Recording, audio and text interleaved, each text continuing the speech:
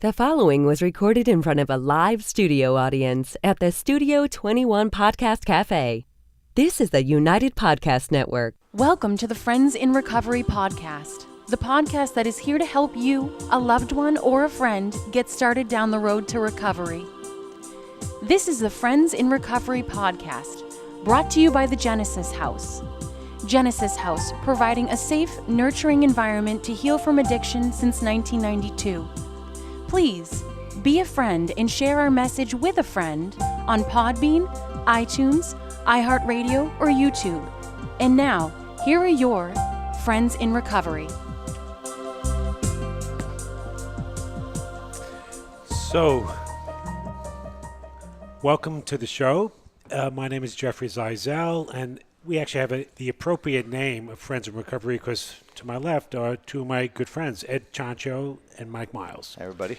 Hey.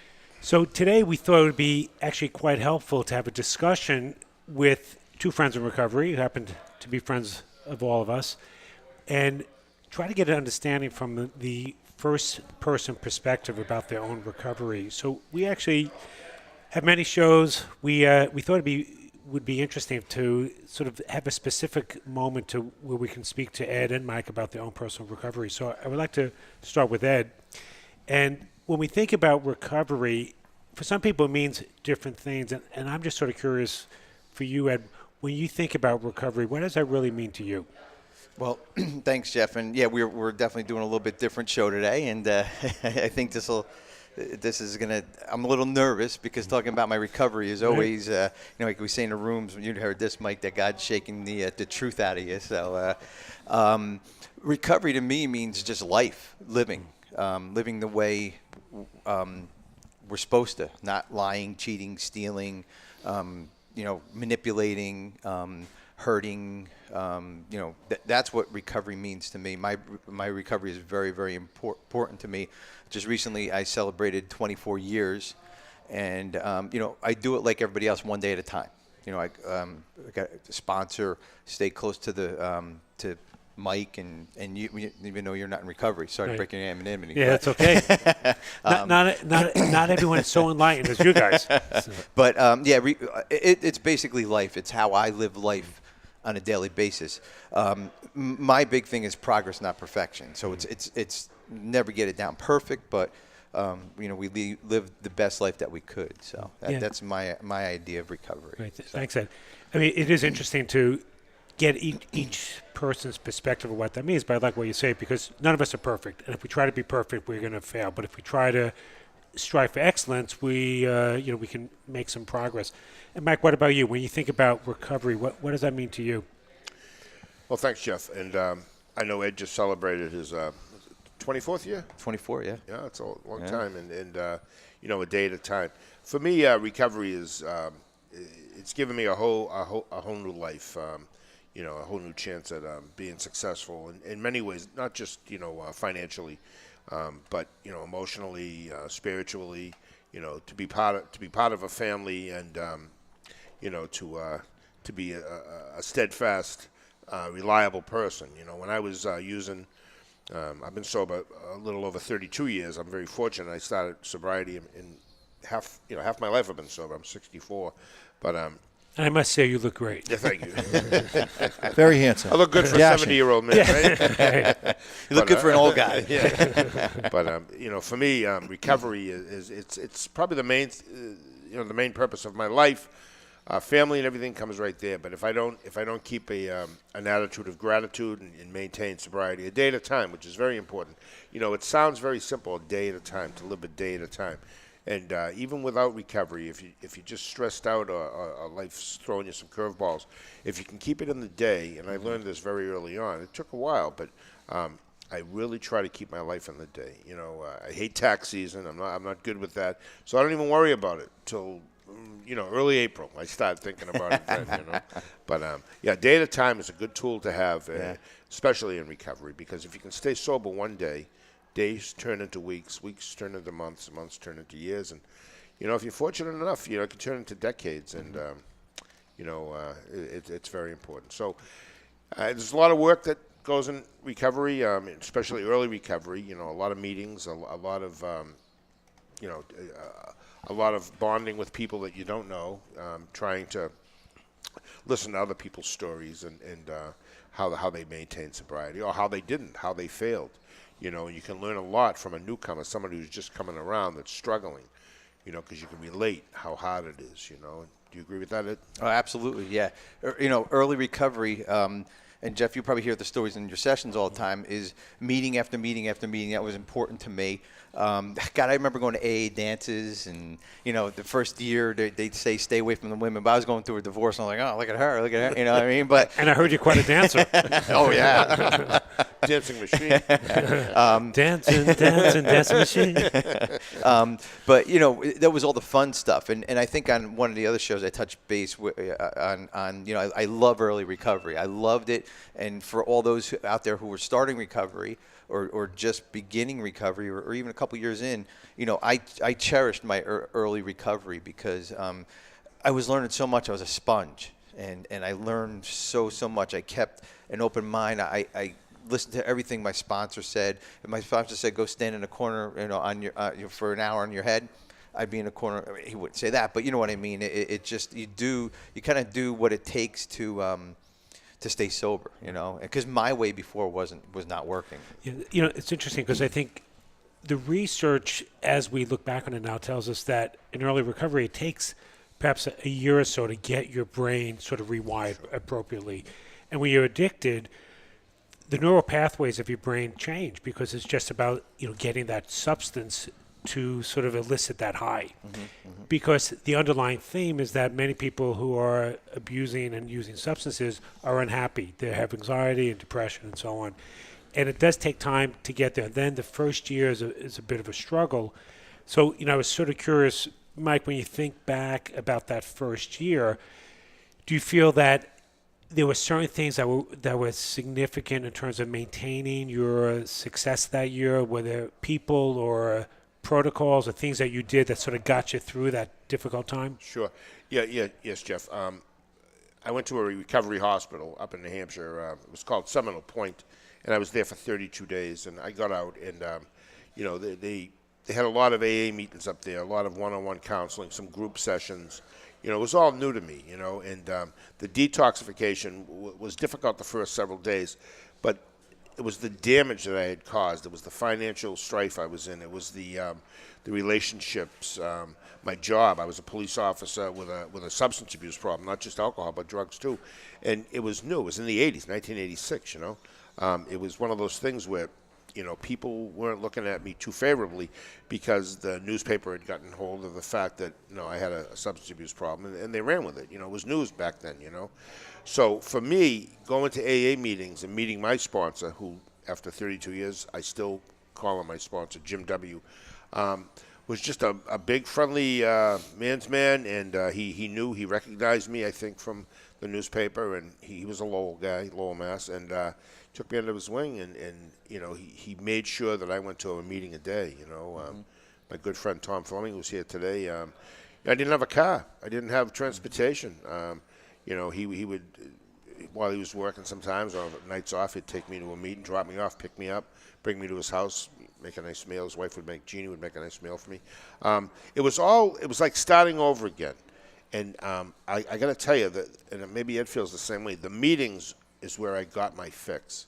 I would be so anxious all day. I couldn't wait to get to a meeting, And I heard people in meetings say, meeting makers make it, and simple suggestions, live and let live, one day at a time, let go and let God. All these little sayings I'd read, and they didn't really make a lot of sense to me, but as time went on, they did. And the calmness in the room of AA, the magic, I guess they call it sometimes. I could be full-blown panic attack. No, I mean, crawling out of my skin. And I'd get to a meeting, I'd sit down, and I'd hear somebody speak, and a woman talking about her son that committed suicide, he'd hung himself. My problem seemed so small that. Oh, yeah.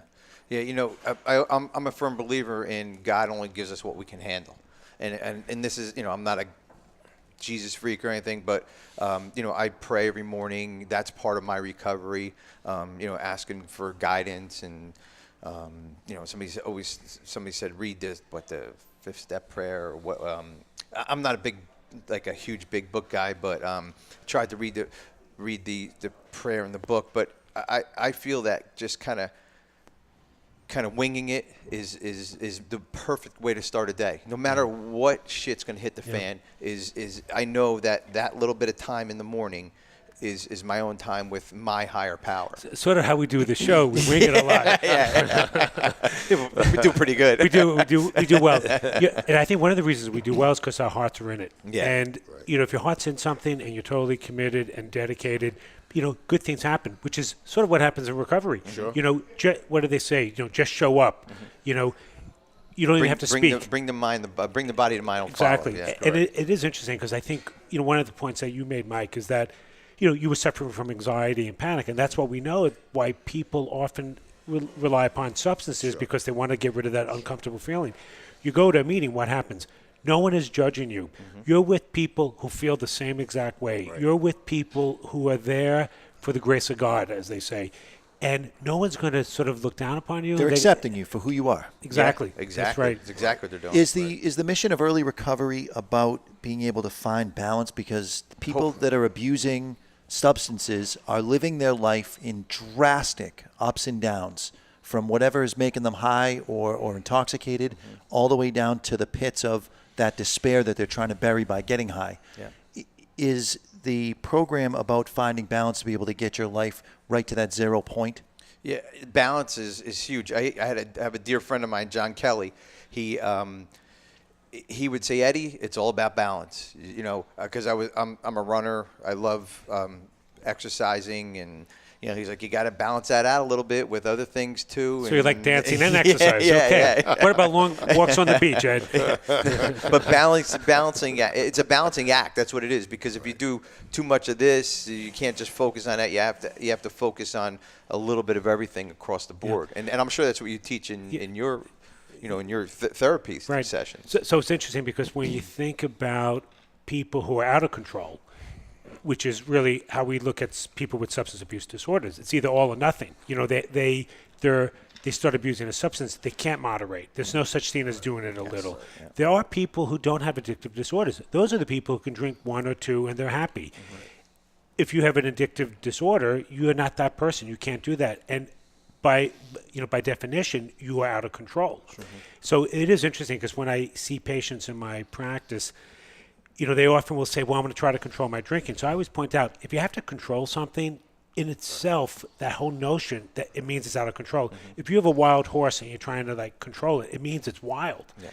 So, the notion of balance really is about creating a new balance. And it's really about learning to live your life without these substances and finding other ways to deal with those feelings, the anxiety, the depression, the sadness.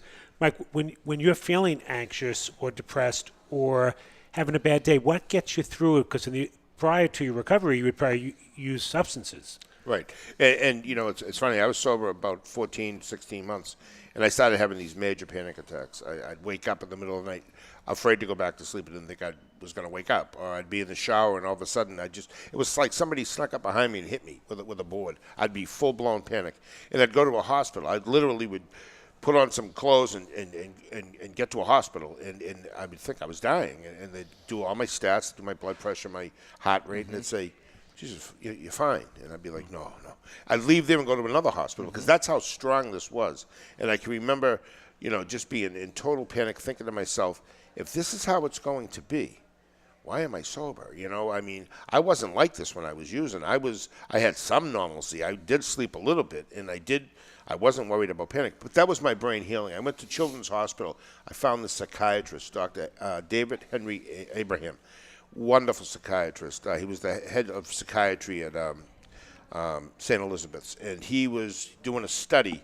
I was reading the Herald one day, the Herald newspaper, and I saw a doctor attributes cocaine addiction to major panic, and I'm like, I'm calling this guy. And I was in his study, and we became somewhat of friends, like friends. We did become friends. And the only problem was I couldn't drive to St. Elizabeth. I had to get a ride because I couldn't drive. I was full-blown panic. Right? Yeah. Tommy used to drive me places. Tom would be very helpful, And what I found was that the infamous Tom Fleming we're talking about. The infamous Tom Fleming. Excellent. And I could confide in Tom. He understood me. There were a lot of cops that they turned their back on me, literally. I mean, and I understand. I mean, they were fighting this war on drugs, and Lowell was a city that had a lot of, bad things happening. So maybe they felt betrayed by me. I was an individual that had a problem. I never got arrested. I never got caught doing anything. But I was admitting I had a problem. I was admitting that I had used illicit drugs. So it wasn't a popular thing, but it was newsworthy. I was on the show World News Tonight with Peter Jennings in my early sobriety because I was a cop that had made it. And it was newsworthy. But the newspaper was just nailing me every chance they got. And, of course, I felt bad about my parents and everything. I'd go up and apologize to them and felt bad. But my point is that the meetings, if I hadn't gone to the meetings, I wouldn't have hurt other people that had anxiety. Just real quick, I met a guy in AA that had done 7 years in Walpole State Prison. All right, he was a bank robber, and he was from Charlestown, and he was a character. And I would call him up at night and talk about anxiety with him on the phone. And he lived in a flop house, but he was sober, and he told me, you want to know about anxiety? He's 23 years old, being put in a prison. Not knowing, back then, there wasn't a lot of prison guards that were compassionate. They didn't have programs. It was either sink or swim. You fought for your life. Mm-hmm. And I would listen to him. And sometimes we'd get together and play cribbage, and it was amazing. And here I am, a cop trying to find recovery. Here's a guy that was a bank robber and kind of a bad actor, but great person. He's dead now. He's deceased. And we became these close friends, and, it was amazing. I learned early that you don't judge people. It's where you are in life now. And I'm glad I went through all that because now as a therapist, now as somebody that sits with people that have anxiety and panic, I know it. I can relate to it. Guys, on that note, we're going to take a quick break, and we'll be right back with Friends in Recovery.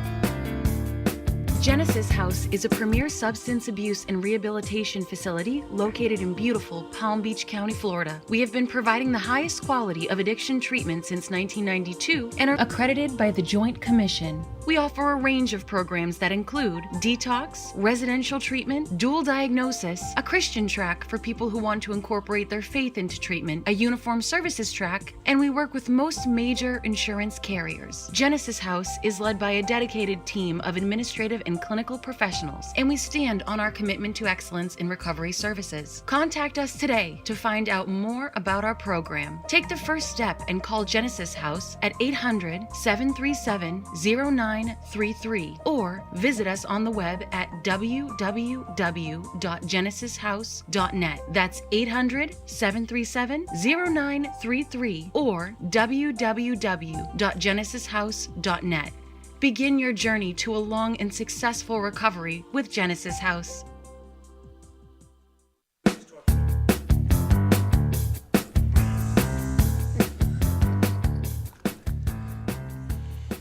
So we were just talking about, Mike, how your first year in recovery, was challenging because you were in some ways an outsider in your own police department because people were, pushing you out. They were unhappy with what had happened.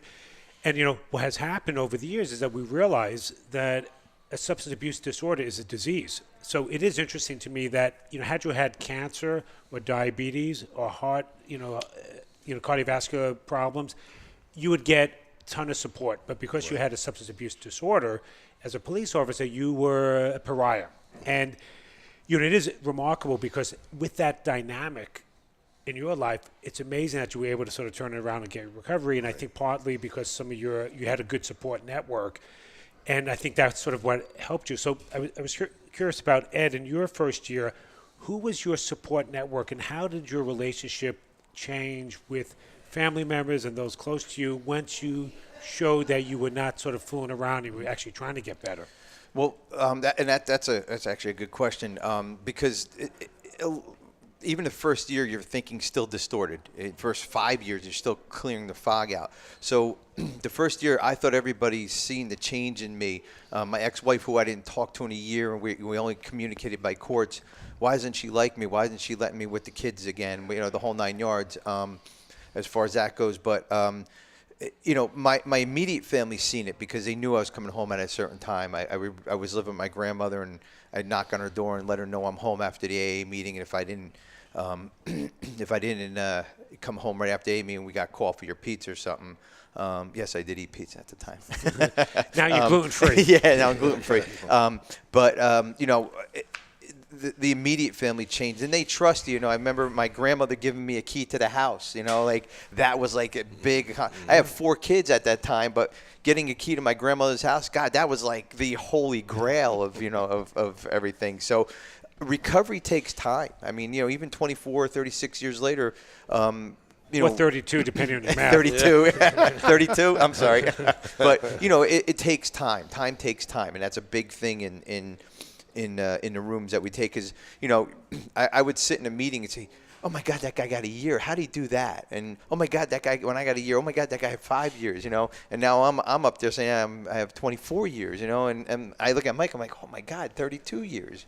It is pretty remarkable. I remember seeing a patient in early recovery. We would talk about some of the things that we were discussing: balance in life, proper nutrition, getting sleep, hanging out with the right crowd, all those things that many of us just take for granted.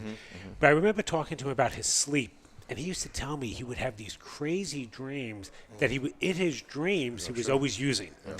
And he would wake up mortified, like, "Oh my God, was that a dream? Or did I relapse?" So I was curious, did either one of you guys have dreams like that? Drunk dreams, yeah. Drug dreams. Yeah, I can remember waking up one morning, and I dreamt I had smoked some weed. And, I woke up like in a panic, and I really had to I lived alone at the time, and I had to lay there and think, "Oh, it was just a dream," And it was scary. And I can remember going to meetings with people that smelled boozy or smelled like weed, or they were messed up. And, I said to my sponsor, I go, it's kind of counterproductive. And he's like, "Hey, listen, you know what? He's here. She's here. That's all that matters, Yeah. And I was very grateful that I never had to go to a meeting under those conditions, And being a cop in recovery in the city you grew up in, you worked in, I'd be in an AA meeting and I'd see somebody I arrested, like some bad people. I arrested a guy one time. He beat a guy with an axe handle, and he just come down this hill, this park in Lowell, and he was speeding. I pulled him over, and then I got a call for somebody up on the hill that had been beaten. And make a long story short, this guy had beat him. He owed him money, whatever. So one of my first meetings, I walk in, and here's the guy I arrested, the axe handle guy, and I'm thinking I should have brought my gun. I know I should have brought this gun. This is going to be bad. This isn't going to go good. That's when you called Tommy Fleming for backup. and this guy and I, we became such good friends. We were going skiing together. We'd watch Celtics games. We'd talk recovery. We both were striving for the same thing. And, it really was an eye-opener for me. I never looked down on people, even I didn't grow up that way, so I never thought I was better than anyone. And after 35 years as a cop, I can say I was a cop that helped a lot of people, regardless of recovery. Yeah. But recovery helped me help people. Yeah. It really showed me. That's why I went and got my credentials, and I was very fortunate that I turned this into a second job, and it's been a life journey for me. But the drunk dreams are scary. They're very scary. Waking up and like, did I drink last night? So in recovery, and this is good for the people in early recovery, is that you kind of spill your guts to your sponsor, because he or she always says, "I heard worse," which they probably did, or they probably did worse. And I remember after my drunk dreams, I would call my sponsor and say, "Andy, he was a real AA Nazi too. He's still my sponsor." I'm like, "Andy," I just had a drunk dream. He goes, "Did you enjoy it?" I said, "Well, in a dream I did." He goes, "Well, good." He goes, "Because you're not drinking now." He said, "You're sober, so enjoy the drunk dream." But I think it's a dose of reality. Like you wake up and maybe it's God's way of saying, "Listen, you're really here now, and you don't ever want to go back to that old person," because those days were not fun. They were not fun. So it is interesting because people dream for different reasons, and when they do research about dreams, there are different types of dreams. So we know that there's what we call the wish fulfillment dream. So the wish fulfillment dream is, I can't pay my mortgage. I have a dream I win the lottery. You're elated. People dream. I remember when my mother had passed away, I had a dream that night that it was a terrible mistake and she was alive. Wish fulfillment. Right. So a person with a substance abuse disorder, they will sometimes dream that they're getting high because it's actually the unconscious will allow you to do that because it's safe. And you are actually, when you're using for a reason. All behavior is motivated by something. So when you think back about your experiences, your substance abuse had a purpose to it. What was it? Self-medication. You were unhappy. You were depressed. You were anxious. You take some substance. All of a sudden you feel better. You feel high. You're the life of the party. But then it doesn't work anymore. And that's when people confront the reality that they have a addictive disorder and they need help. One thing I learned in recovery, and I saw it firsthand, was the progression. I used to hear people speak from the podium in old timers, people that had a bunch of sobriety, and they would say, the progression of this disease will run, it'll stay with you side by side. In other words, if you've been sober 6 years, and before you got sober, you were, you're sleeping out in the weeds somewhere, and you were just a fall down drunk, pissing in your pants, and just not. And these are some of the people I sat with and said the Lord's Prayer with at meetings, and then you get sobriety, and you go 2 years, 4 years, 6 years, and things are better. You get your job back, your house, your family, and then you decide, hey, you know what? I'm gonna celebrate. I'm gonna go out and tie one on. I'll be fine. I'll only have one. I'll have a couple, right? And I've seen it where these old timers would talk about, they'd go out for a week or two, and they'd be right back to 6 years prior. They'd lose everything in breakneck speed. They'd be homeless again. They'd be thrown out. They're sleeping in the weeds. And I saw that. I remember being at an AA meeting one time, saying the Lord's Prayer with this group of people. It was a noontime meeting. And I was walking a beat. A couple nights later, I get a call for a man down at a bus stop. I get there, and he's dead. He's a big dude, and I take his pulse, and I check his carotid artery, and he's dead. And he was a mess, and he smelt a mess. And I get the ambulance, they come, and they try to work him, but it was no good. So I take out his wallet, and it's the same guy that 2 days prior I had held his hand at a meeting. Man. And I thought, wow, in 2 days, this is what happened. So to see that, to see the reality of the progression of the disease of addiction, and I've seen it many times over the years. And so that always kept me, I think, in check too, But meetings, and more meetings. I just wanted to mention the steps real quick. The steps of recovery, I didn't get them right away. It took me about 16 months before I get into them. But there were 12 steps in the recovery AA big book, and they talk about everything that we need to know. But step one, that we admitted that we were powerless over alcohol and or drugs in my case, and that our lives had become unmanageable. And what's amazing is everybody around us can see that but us. The denial. Oh my God, yeah. Right? Yeah. Oh. You look back on it and you're like, oh my God, how come I never seen that? And now that we work with people, you could see it so clearly. But when we're in it, John Kelly, who's a dear friend of mine, he used to use the phrase, you can't see the forest when you're in the tree. Oh, you can't see the trees before the trees. Yeah. And so when you're in that thick of things, in that world, you're trying to. I think there's a part in the big book where you're the producer, you're the director, you're the actor. Right. You're trying to run your whole show. It doesn't work. We have a great producer back here. We couldn't do the whole show by ourselves. Except true. Mike, you probably could. Mike could. The Podfather. Yeah. Well, if he's got my wife with him. Yeah, that's true. Yeah. But you have to rely on other people. You have to rely on the producer, the actor, everything. The big book, in our case, which would be the big book, and the steps. Yeah, the steps are an important part of everyday life. It's interesting that the steps are remarkably helpful. And as a person who doesn't have an addictive disorder, I'm quite familiar with the steps. My dad was in recovery when I was ending high school, starting college. He was in his 50s. He went to AA. He died around age 86. So he was in recovery for just about the same period of time as you, Mike, 33 years. And it is pretty interesting that, the 12 steps are really a effective way to look at your life, regardless of whether you have an addictive disorder. So, you can just pick a random step that says, don't say anything that's going to hurt someone's feelings. So, when my wife says to me, how do I look in this dress? I say, you look fantastic. So let's hope she doesn't watch the podcast. Let's hope not. By the way, she does look fantastic. So it is interesting, though, because step one, my life is unmanageable. I'm powerless. And that there's a power greater than me that, I rely upon to sort of get me through this. And it is interesting because sometimes I'll hear people will say, I don't like AA. It's too much God. It's too much, religion. And I say, it appears that way, but it really isn't. No. Because you take what you want from it. And, like human beings, we're imperfect.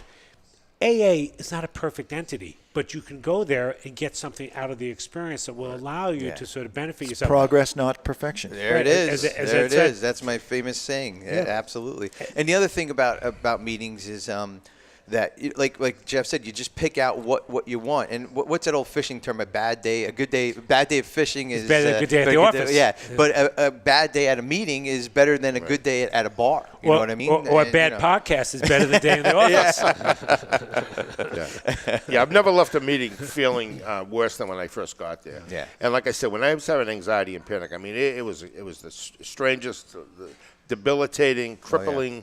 It was awful, and I'd be with my daughter at the time. She'd be younger. It would be like shopping or something, and you should see it, or I'd be at work. I had to go back to work, and, I had to drive the police wagon. I had to pick up prisoners, and I think you zone out. You just you just lose touch with reality because this false reality takes over that something's going to happen or this anxiety. I get the same anxiety. Still to this day, I still get anxiety. And you have this false feeling, you know what I mean? Well, fear is something that is a result of anxiety, and it's, false evidence appearing real. So we all have some anxiety. As human beings, we have anxiety. It's part of early hominoids. It's kept us alive in the African Transvaal.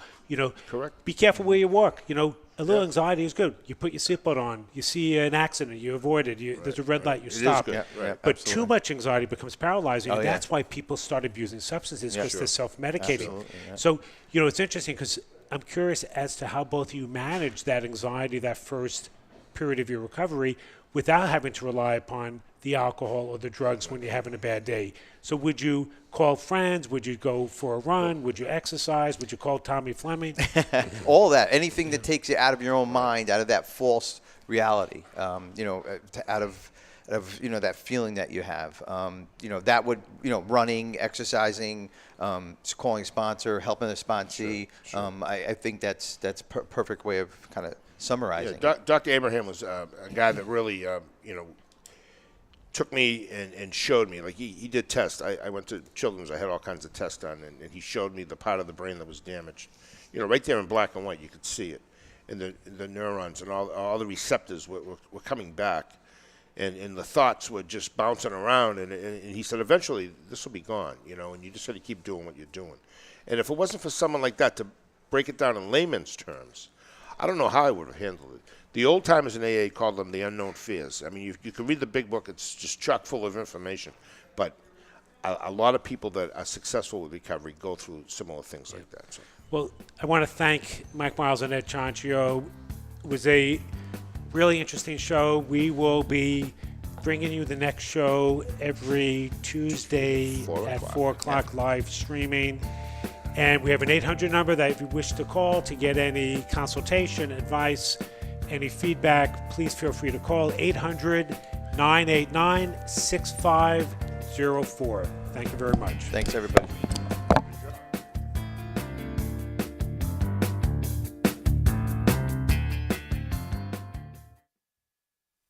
The views and opinions expressed by the hosts, guests, or callers of this program do not necessarily reflect the opinions of the Studio 21 Podcast Café, the United Podcast Network, its partners, or affiliates.